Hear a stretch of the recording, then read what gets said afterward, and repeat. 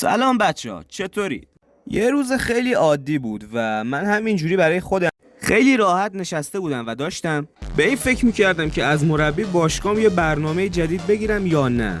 یهو یه چیزی اومد تو ذهنم و فکر میکنین چی بود؟ اونم این بود که ترسناکترین لحظاتی که ما توی دنیای گیم تجربه کردیم کدومان. و تصمیم گرفتم که طبق معمول از دوستم چت جی پی تی کمک بگیرم. بهش گفتم 5 تا از ترسناکترین بازی‌های جهان رو بده و ردبندی هم بکن.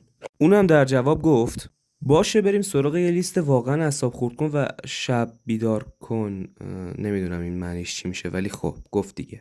شماره 1 سایلنت هیل پیتی یا فقط پیتی، جایی که ما داخل یه خونه داریم مدام پرسه میزنیم و یه روح بیناموس هم هست که داره میاد دنبال ما و همش دنبال اینه که به ما سکته قلبی وارد کنه. گفته میشه خیلی از گیمرها تو چند دقیقه اول بازی رو بستن و ترکش کردن.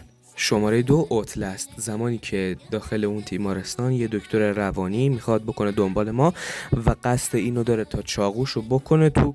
شماره 3 فنف. به صورت کلی چیز خیلی خاصی راجع به فنف بهم نداد و گفت تمام نسخه‌های فنف با تمام جامپ اسکراشون بسیار ترسناکن.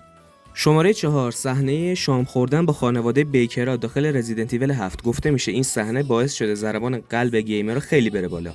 در نهایت بازی اول این لیست ما و بازی آخر این لیست ما رزیدنت اویل 2 ریمیک یا ایول 2 ریمیک، دقیقا نمیدونم کدوم تلفظ میشه، زمانی که توی ایستگاه پلیس به صورت کلی فقط و فقط یه هدف داریم و اونم اینه که از دست مستر ایکس بتونیم فرار بکنیم و واقعا خیلی ترسناک و مزخرف دنبالمون راه میفته.